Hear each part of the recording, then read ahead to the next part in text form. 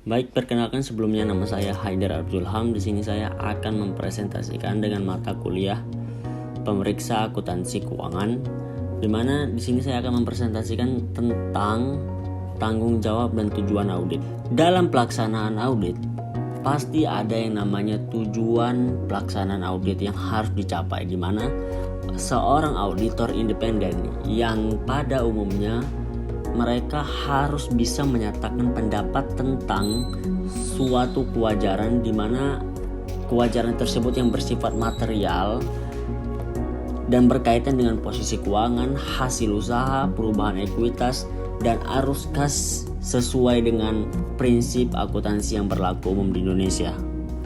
Dalam mengembangkan tujuan audit, ada beberapa langkah yang harus diperhatikan. Yang pertama adalah memahami tujuan dan tanggung jawab audit.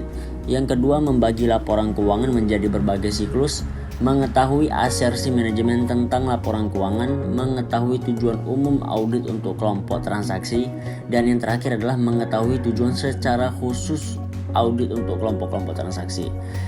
Berikut adalah langkah yang harus diperhatikan ketika mengembangkan tujuan audit.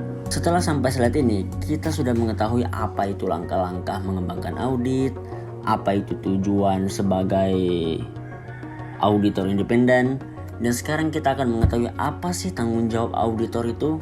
Jadi auditor itu mereka bertanggung jawab untuk bisa merencanakan serta melaksanakan audit, dalam artian untuk bisa memperoleh kepastian yang layak tentang apakah laporan keuangan itu telah bebas dari kesalahan yang bersifat material.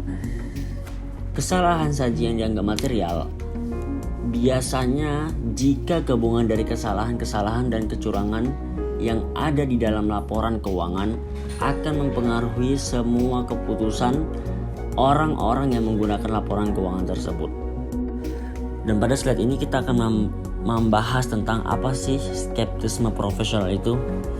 Jadi ketika auditing ingin memberikan kepastian yang layak atau mendeteksi kekeliruan ataupun kecurangan, maka diharuskan ada suatu perencanaan dan dilaksanakannya dengan sikap skeptisme profesional, yaitu sikap yang penuh dengan keingintahuan serta penilaian kritis atas bukti audit. Ketika terjadi salah saji material, apa sih tanggung jawab auditor? Di mana auditor itu menghabiskan waktu terbesarnya untuk melakukan perencanaan dan menjalankan audit untuk mendeteksi kesalahan yang tidak disengaja yang dilakukan oleh manajemen dan karyawan auditor, di mana mereka itu menekankan beragam kesalahan yang diakibatkan oleh kesalahan-kesalahan dalam perhitungan. Ada salah satu tanggung jawab auditor ya, di mana mereka itu harus mempertimbangkan undang-undang, di mana salah satu kesulitan yang dihadapi auditor adalah untuk menentukan bagaimana undang-undang dan regulasi itu mempengaruhi jumlah dan pengungkapan dalam laporan keuangan. Sebagai auditor memiliki tanggung jawab untuk bisa mengenai ketidakpatuhan terhadap undang-undang dan regulasi, dalam artian yang sering disebut sebagai tindakan ilegal. Sekarang kita masuk ke siklus laporan keuangan, di mana sebuah cara yang umum untuk mengelompokkan audit dengan tetap mempertahankan hubungan yang erat antara jenis transaksi dan saldo akun dalam segmen yang sama. Dan pada siklus ini ada beberapa pendekatan, yaitu yang pertama adalah siklus penjualan dan penagihan, pembelian dan pembayaran, penggajian dan kepegawaian, persediaan dan pergudangan, akuisisi modal dan pelunasan.